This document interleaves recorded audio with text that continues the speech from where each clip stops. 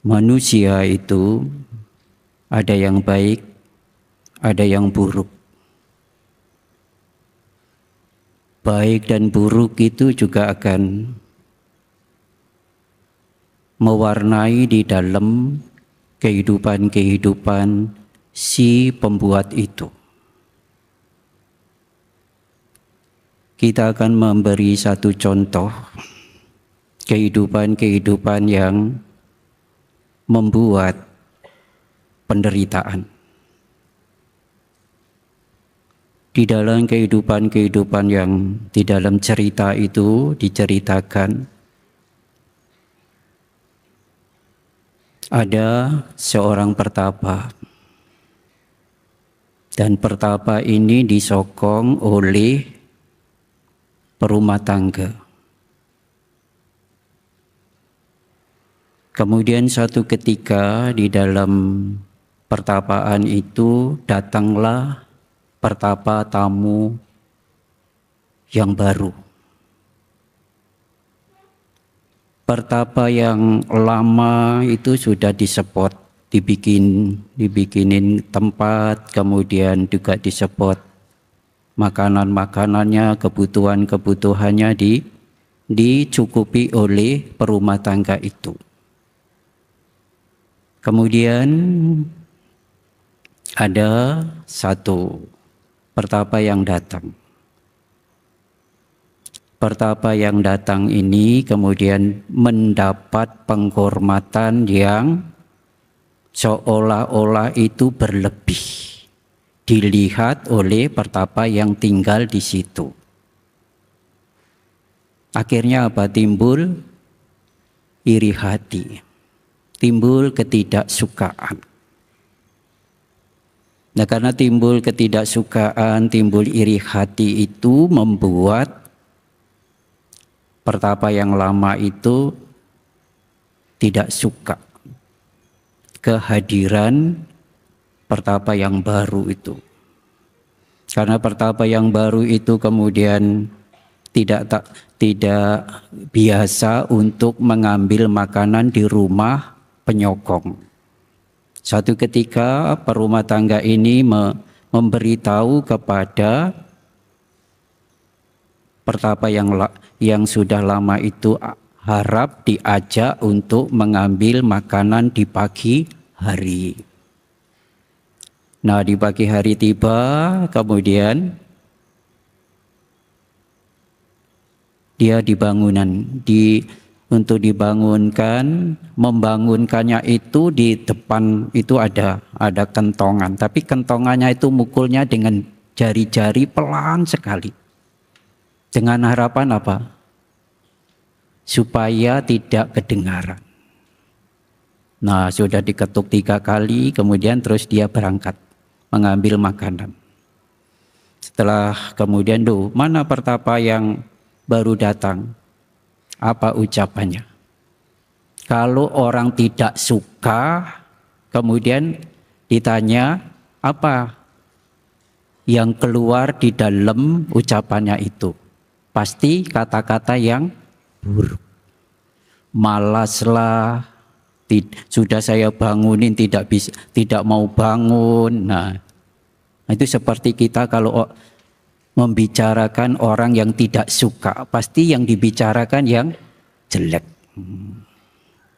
Nah, kemudian ya tidak apa, perumah tangga ini tidak apa, tolong bawakan makanan ini nanti untuk diantar ke pertapa yang baru datang itu. Nah, kemudian terus dia membawa makanan. Dia juga terima, kemudian juga dia dibungkusi untuk pertapa yang baru datang itu. Apa yang diperbuat oleh pertapa ini? Dia berusaha bukan untuk menyampaikan, tapi berusaha untuk melenyapkan yang bagian makanan yang seharusnya diberikan kepada pertapa yang baru datang. Dia berusaha untuk melenyapkan.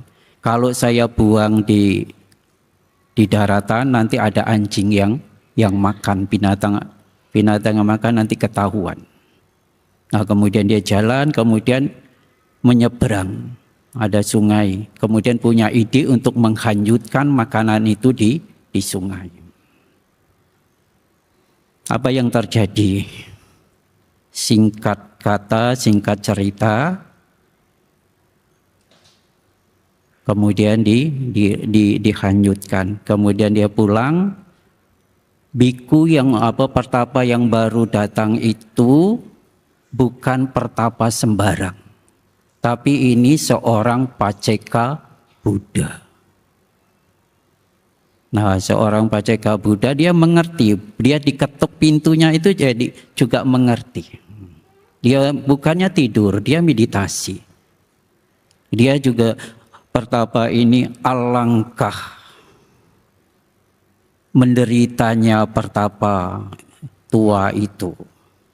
Saya datang, dia tidak suka, dia benci. Dia dengan ketidaksukaan itulah dia menderita. Kalau begitu saya akan pergi dari tempat ini. Paceka Buddha ini kemudian keluar kemudian dengan terbang. Yang terbang, dan singkat kata itu di dalam cerita itu, orang yang membuang makanan yang seharusnya diberikan kepada paceka Buddha itu kemudian terlahir di desa, di tempat nelayan. Satu kampung nelayan itu semua mencari ikan, satu kampung tidak dapat ikan.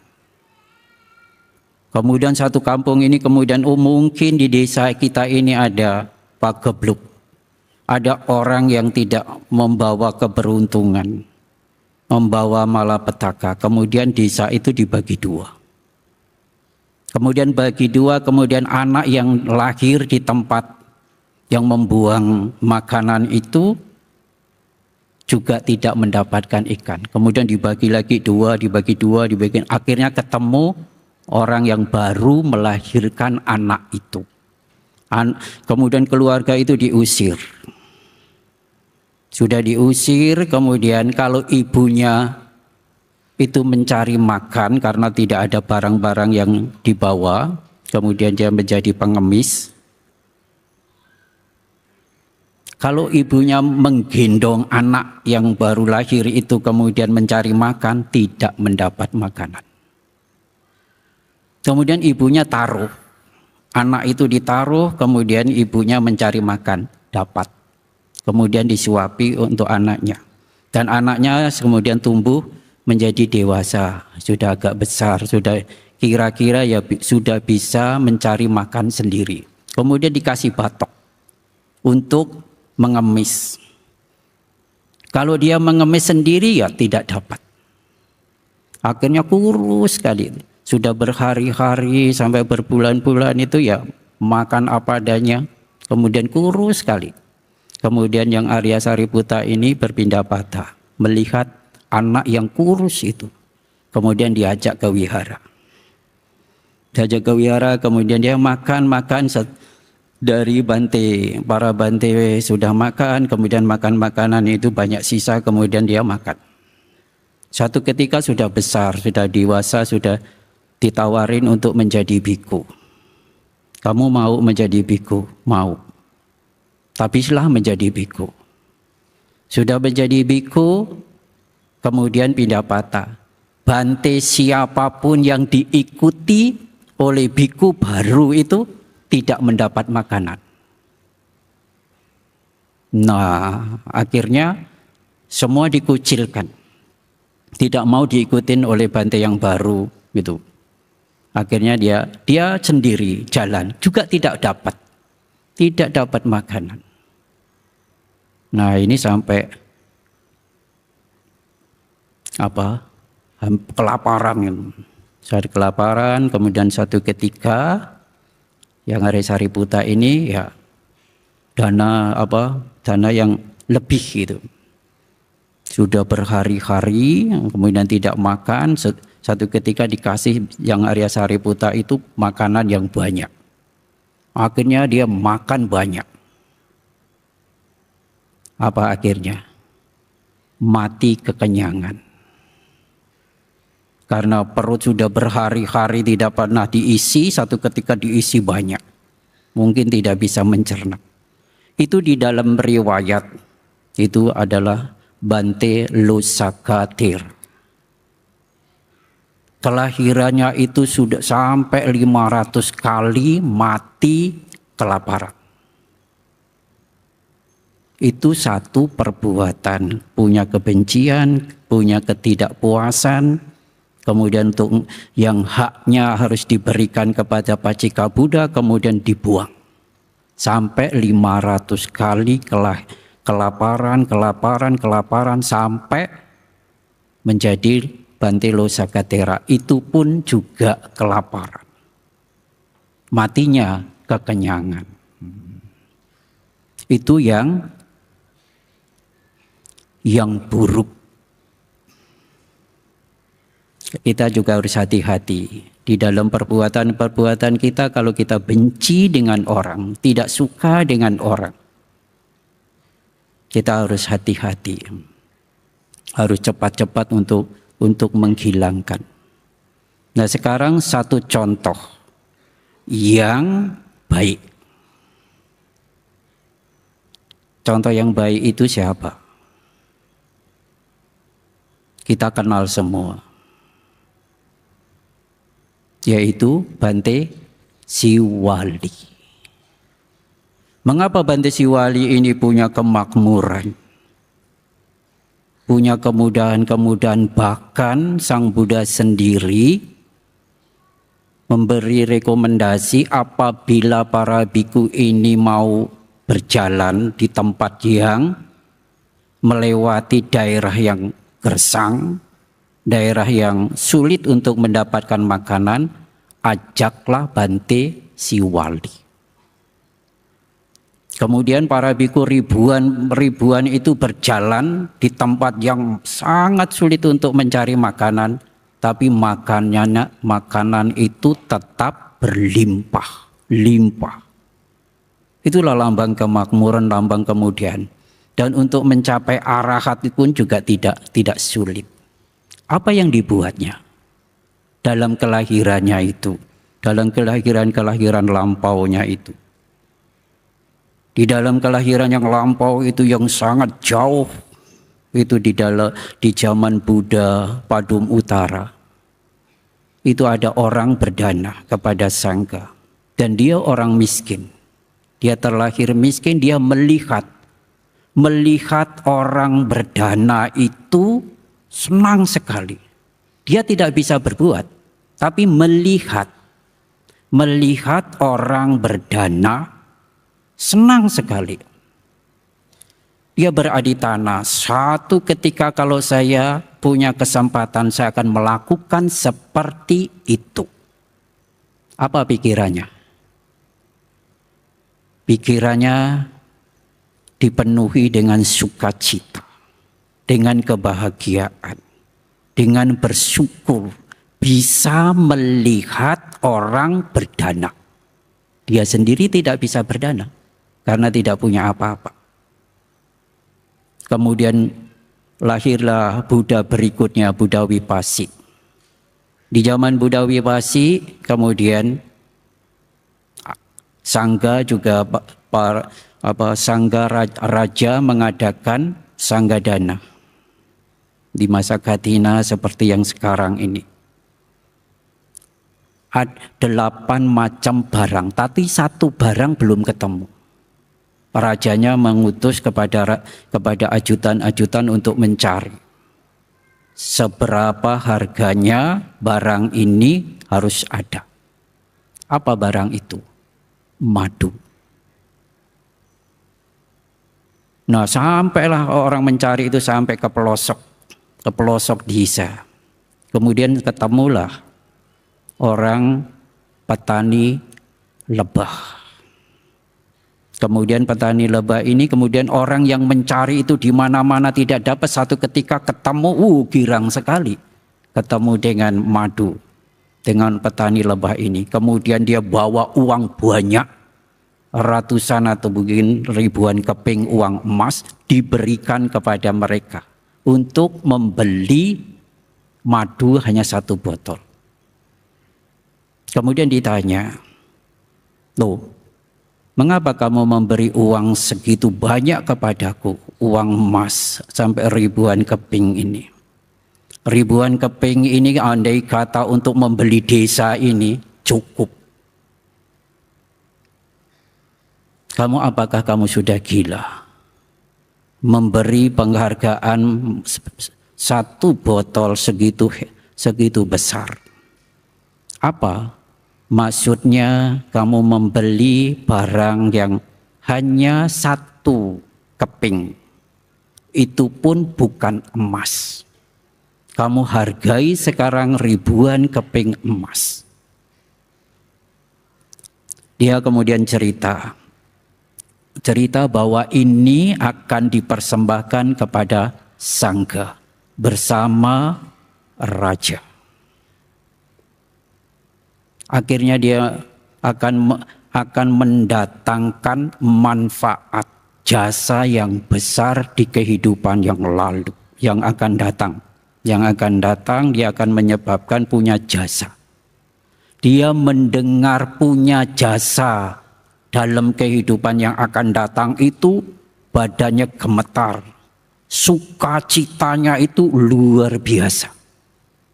Itu dari rentetan Buddha Padum Utara yang punya keinginan untuk melakukan kebajikan dan sekarang mendengar jasa ini akan membawa manfaat di kehidupan yang akan datang.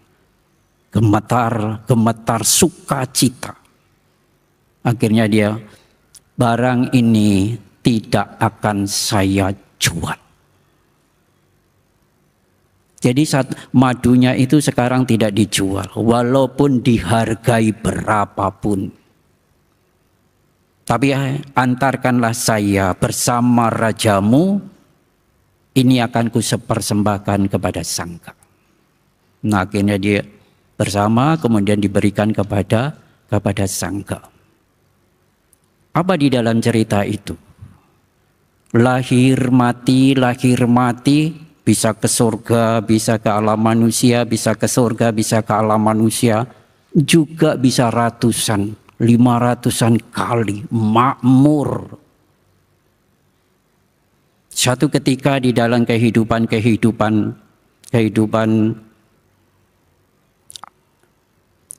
si wali yang sebelum menjadi Bante Siwali itu pernah menjadi biku. Di dalam kehidupan pernah menjadi biku.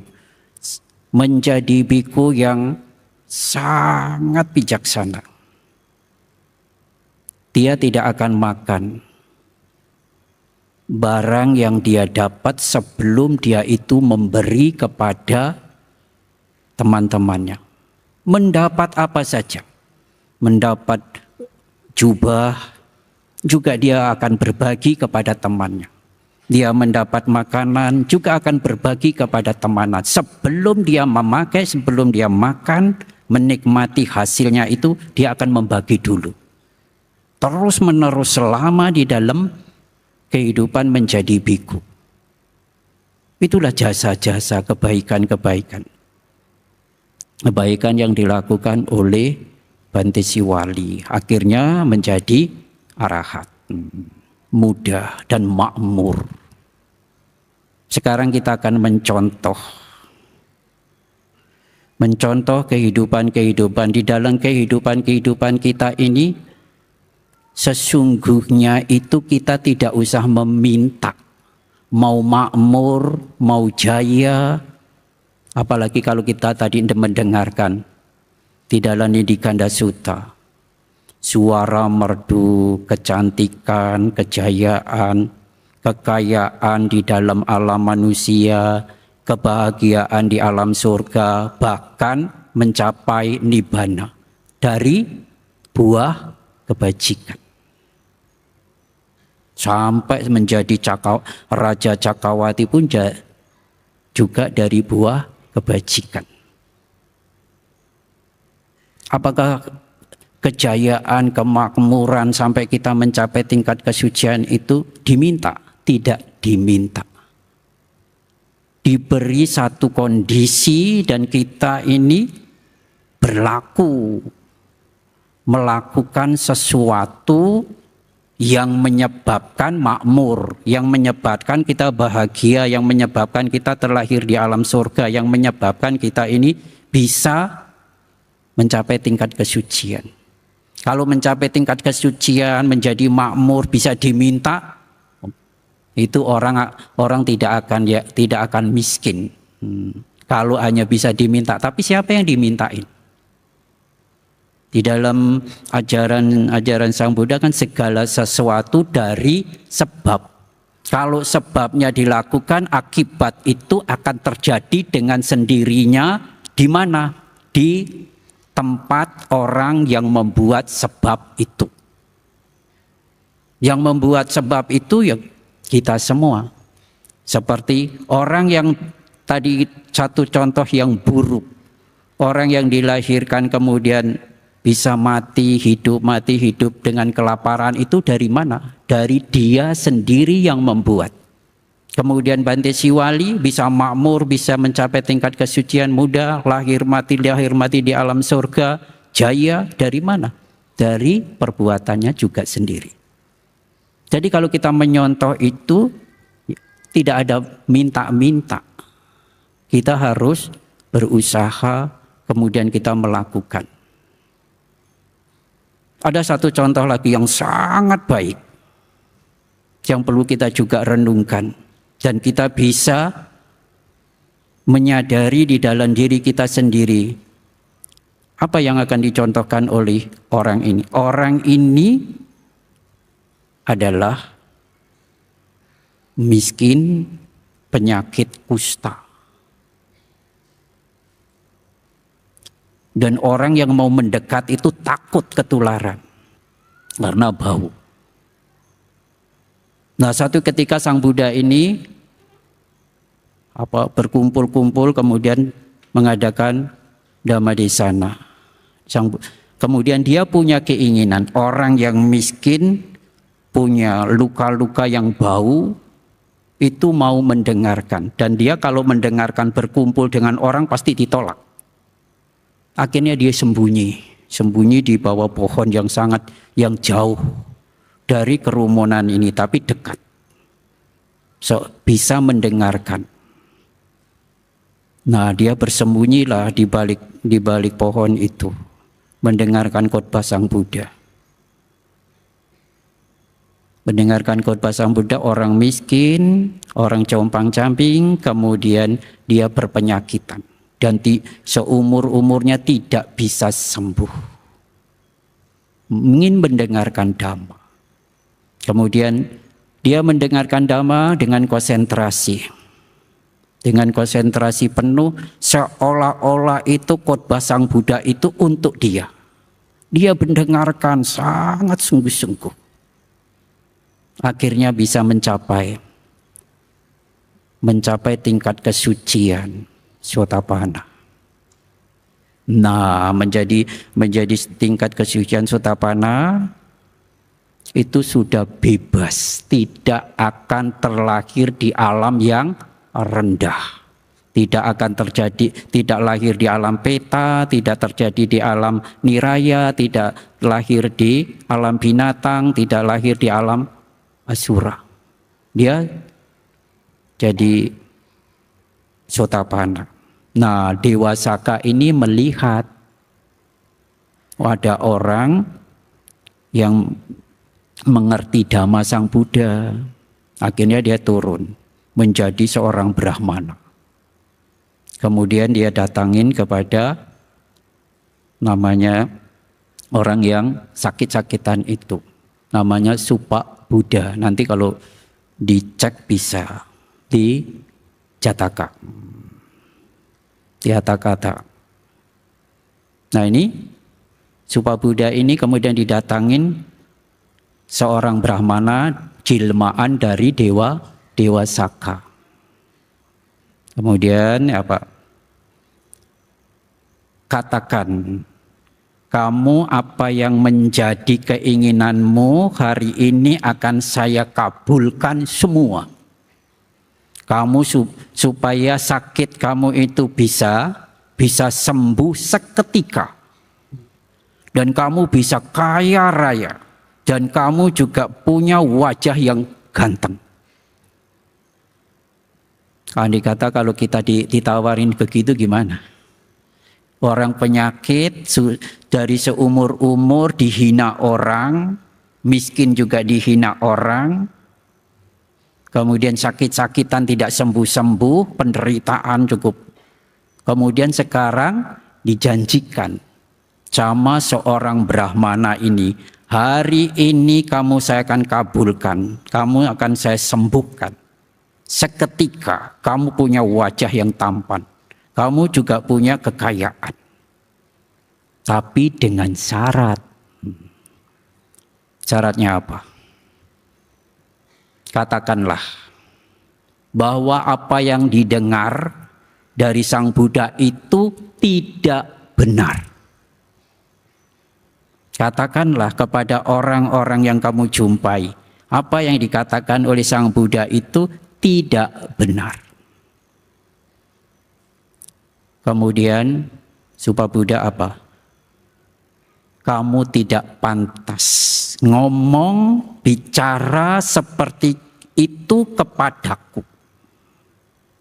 Kalau kepada orang lain ada mungkin bisa terjadi, tapi kepadaku tidak mungkin terjadi.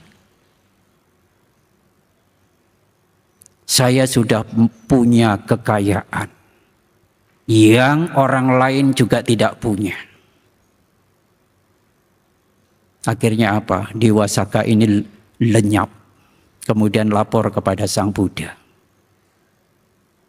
Sang Buddha, Supabuddha tidak bisa dirayu. Akan saya sembuhkan, saya akan janjikan harta, akan saya buat wajah yang ganteng. Tidak bisa dirayu. Ya, Sang Buddha, kamu sudah mengerti. Iya, Bante. Saya sudah mengerti bahwa Supabuddha itu sudah mencapai tingkat Sotapanna, tingkat kesucian yang pertama. Punya tingkat kesucian yang pertama itu sudah seperti itu aja sudah hebat. Tidak akan lari dari keyakinan dari Buddha Sasana, dari ajaran yang diajarkan oleh Sang Buddha. Dia bisa mengerti dan dia bisa paham. Ajaran yang diajarkan oleh Sang Buddha dia bisa tembus. Dhammacakku, punya mata Dhamma yang sungguh-sungguh, bukan hanya sekedar yakin, tapi dia mengerti. Tidak silau dengan harta, tidak silau dengan penyakit yang dia punyai itu. Dia menyadari, saya bisa seperti sekarang ini, saya miskin, saya penyakit, saya dihina orang, saya mengerti. Itu dari sebab yang saya lakukan di kehidupanku yang lalu. Maka saya hanya menyadari ini terjadi dan ini tidak bisa dielakkan. Saya hanya menerima satu kondisi yang terjadi pada diriku. Dia paham, dia mengerti, dia menjadi bijaksana. Apa yang dimiliki oleh Supabuddha itu yang juga tidak dimiliki oleh orang lain itu ada 7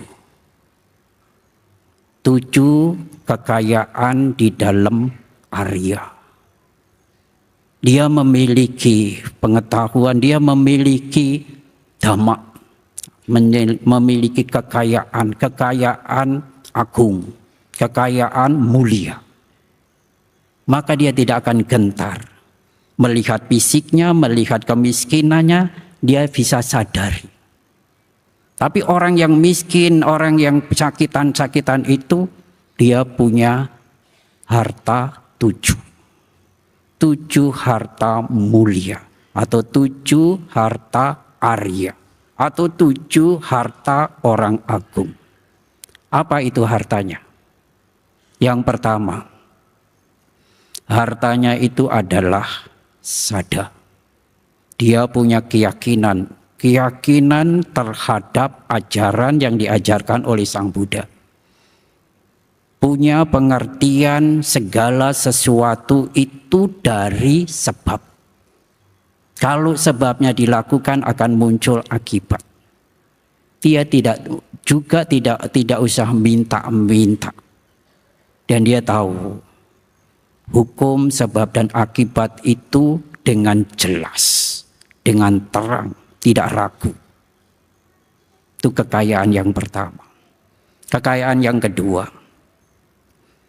walaupun dia miskin, walaupun dia juga dihina, walaupun dia juga orang yang penyakitan, dia tidak akan berkata-kata kepada orang yang menghina itu, membalas dengan kata-kata yang buruk. Dan dia juga miskin, dia juga tidak ada kemampuan untuk mencuri. Dia tidak akan mau mencuri.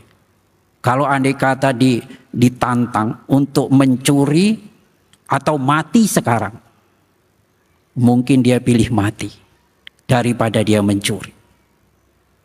Itulah yang dipunyai, kekayaan yang dipunyai. Dia dengan sungguh-sungguh dia menjaga sila, menjaga tatanan, aturan. Walaupun dia tidak kekurangan itu, dia juga tidak akan mencuri. Tidak akan korupsi. Dia sadar kalau ia melakukan, dia tahu sebabnya, maka dia tidak akan menjaga sila. Coba kalau kita juga punya sada, harta ini juga kita warisi, aturan sila ini juga kita punyai. Yang ketiga ini dengan keempat berhubungan. Apa itu? Hiri, otapa. Itu sering di dalam dhamma-dhamma itu ya, kalau ketemu hiri, nanti ketemu otapa. Hiri artinya itu malu berbuat yang tidak pantas. Malu berbuat yang membuat di dalam kehidupan itu menjadi menderita. Malu berbuat hal-hal yang membuat dirinya itu menderita, keluarganya menderita, organisasinya itu juga menderita, terbawa-bawa, dia juga punya malu. Tidak akan melakukan hal yang tidak pantas. Dan takut akibat dari perbuatan yang buruk itu. Perbuatan yang jahat itu, perbuatan yang tidak pantas. Perbuatan yang tidak pantas kita bisa balik kepada dirinya. Dia bisa penyakit dari mana? Dulu dalam kehidupan yang lalu itu Supa Buddha itu mengejek. Mengejek ada seorang Paceka Buddha, dia hanya mengejek. Maka kita juga harus hati-hati kalau mengejek orang yang sudah mencapai tingkat kesucian, itu ya kita harus hati-hati. Baru mengejek, berguyon, itu akhirnya bisa membuat dia membuang ludah gitu, membuang ludah dengan ejekan. Nah itu menyebabkan dirinya itu menjadi penyakit kusta dan dia tidak akan bisa menghindari itu dan dia mengerti.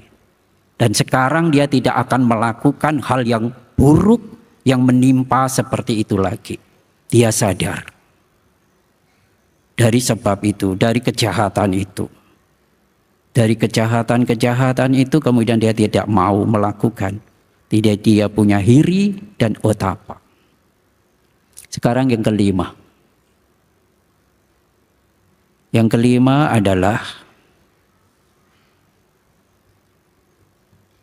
bau saja. atau bau suta, banyak mendengar, belajar ke hal-hal yang positif. Jangan kita belajar menggosip, belajar hal-hal yang baik, belajar yang baik, supaya kita punya pengetahuan yang luas. Kalau kita punya pengetahuan yang luas itu bisa membedakan mana yang baik, mana yang benar. Dan kita bisa bergaul kepada siapa saja. Nah itu bisa kita punya bau suta atau bau saca, mendengar hal-hal yang baik atau belajar ke hal-hal yang baik. Sekarang yang ke-6. Yang ke-6 itu walaupun dirinya seperti itu, seperti Supa Buddha, dia sakit-sakitan, dia miskin, dia dihina. Dia juga punya kemurahan hati, jaga. Dia juga punya kerelaan, kalau dia punya, dia juga mau membagi kepada siapa yang bisa dibagi. Dia juga tidak kikir. Dia bisa melakukan kebajikan-kebajikan, bisa membantu dengan tenaga, dan kalau dia punya juga dia punya tidak kikir, dia juga bisa membantu. Kelihatannya orang ini tidak punya, tapi kalau dia punya, dia tidak segan. Tidak usah diperintah, tidak usah diminta. Dia akan muncul dengan sendirinya untuk membagi. Dan dia tidak akan serakah. Itu punya jaga. Jaga ini boleh diartikan juga bisa lebih dalam. Lebih dalam yaitu memberi dengan ketulusan, dengan cinta kasih, dengan sada, dengan hormat. Dia melakukan kebaikan-kebaikan, melakukan itu. Dan apa yang sudah dia punyai itu kemudian dia berikan. Dia berikan, dia bisa memberi itu.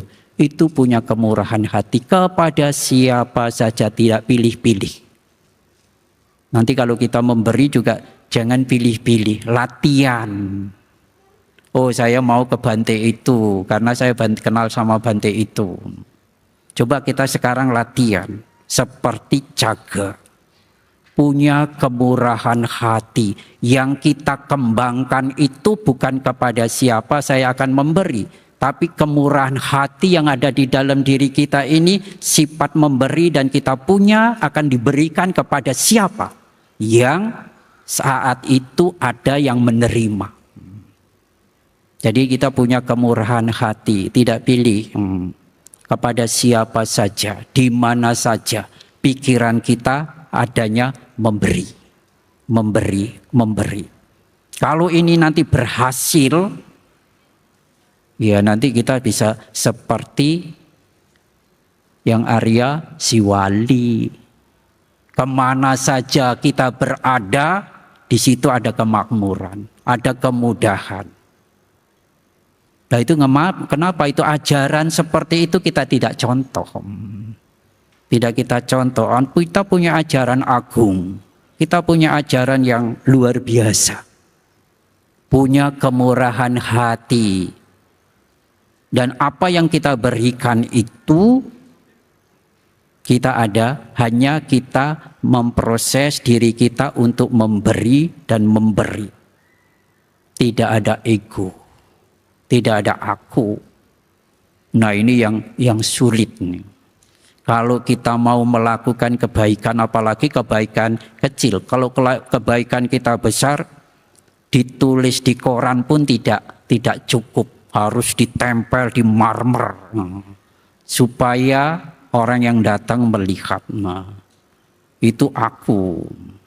Itu harus punya yang ke-7, yaitu panya, kebijaksanaan. Nah, kebijaksanaan itu ya kita harus mengerti apa yang kita lakukan. Jadi panya itu ya kita melakukan satu perbuatan yang kita lakukan itu dengan tujuan yang lebih tinggi. Tidak melekatkan aku di situ, kemudian kita menjadi menjadi kebajikan yang boleh dikatakan menjadi sapurisa, menjadi kebajikan yang sempurna, yang sempurna. Kita bisa punya. Nah sekarang 7. Tidak, Supa Buddha itu punya 7 kekayaan yang tidak bisa dibujuk, dirayu, hanya untuk diiming-imingin. Nah, itu kita punya 7. Nah nanti kalau kita mau sekarang kita melakukan, nanti kita juga tadi diumumkan sama pembawa acara itu tanggal 18 Januari kita sama-sama akan menyaksikan pengecoran Buddha Rupang.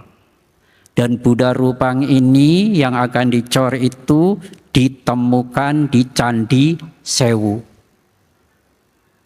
Di Candi Sewu itu ya reruntuhan, kemudian ya ditemukan sebuah arca Rupang Buddha, kemudian ini yang akan dijadikan replika. Dan Buddha Rupang ini akan ditaruh di IKN, ibu kota negara yang baru. Semoga jadi. Nah, tingginya itu 5 meter. Itu ketua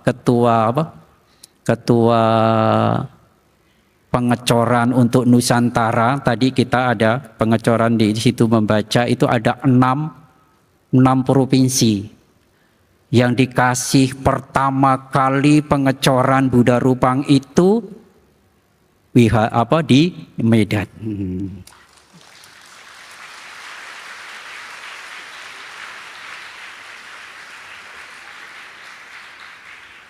Ketuanya ada di sini Bapak Erwin, kemudian yang arsitek dari Buddha Rupangnya dari Pati, itu ada di depan. Nah itu ada 5 meter. Dan itu nanti akan diletakkan di IKN, Wihara IKN. Dan kita sudah punya tanah di situ 28 hektar.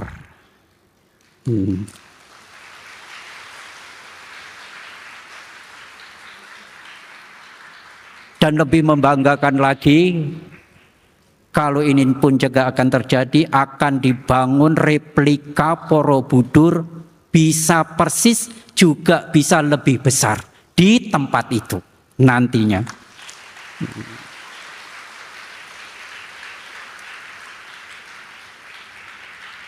Nah ini satu momen dan bersejarah itu dengan memperingati Sangga Theravada genap 50 tahun. 50 tahun mengabdi para biku. Para biku mengabdi selama sudah 60 tahun Sangga Theravada Indonesia. Jadi 50 bukan 60. Sekarang 49. Nanti juga di situ Bante Panya, Bante Subala juga genap 50. 50. Ini tinggi banget jadi 60. 50 ini kalau perkawinan seperti apa? Kawin emas. Kawin emas.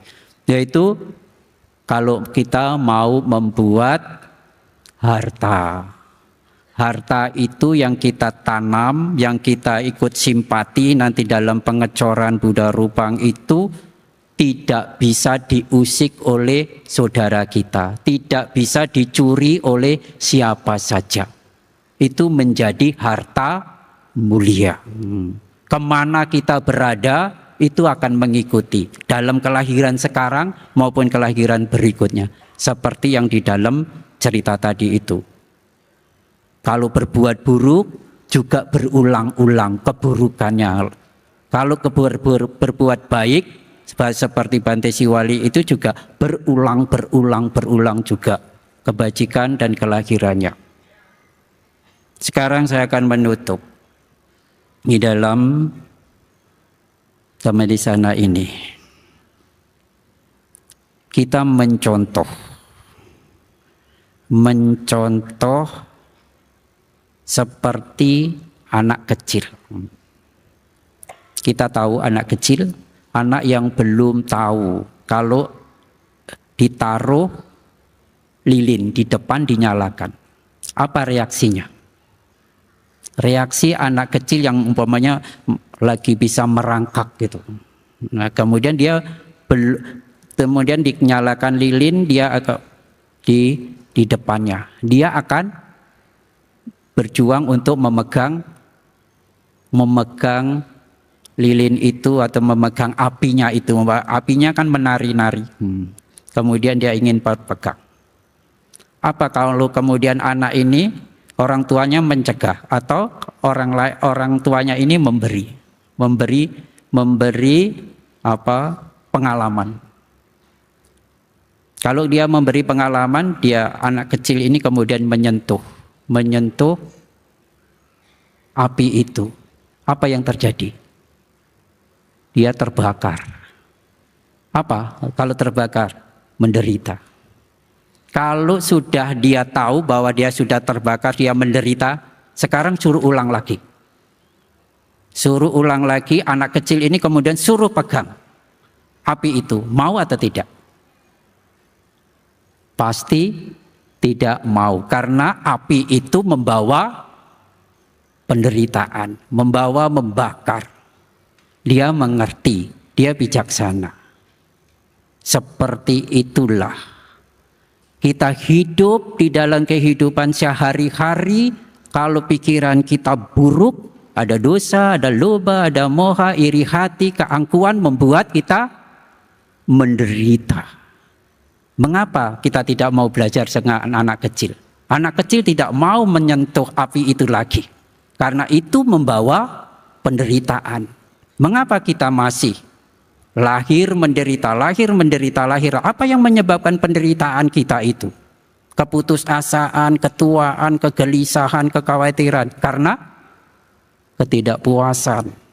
Karena hawa nafsu kita. Itu membuat penderitaan.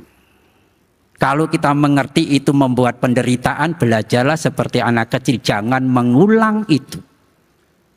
Mengulang. Kita belajar, kemudian dia jadi tidak akan terbakar.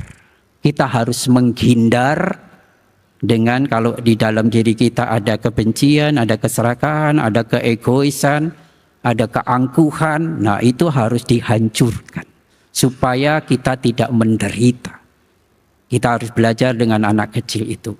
Apa yang kita lakukan pada saat ini untuk menghindar dari api penderitaan supaya kita tidak terbakar.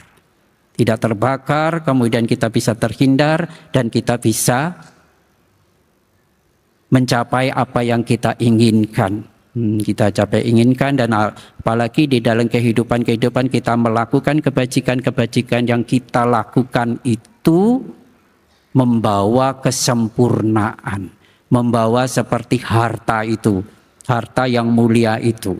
Kita bisa menyadari apa yang terjadi di dalam kehidupan kita itu, kemudian kita bisa mengerti, punya sada, punya sila, punya hiri, punya otapa, punya bau saca, punya caga, punya panya. Selamat melakukan kebajikan, semoga apa yang kita lakukan itu bisa membawa manfaat di dalam kehidupan sekarang maupun kehidupan yang akan datang. Sekian dan terima kasih. Sabi sata bawantu sukitata, semoga semua makhluk hidup berbahagia.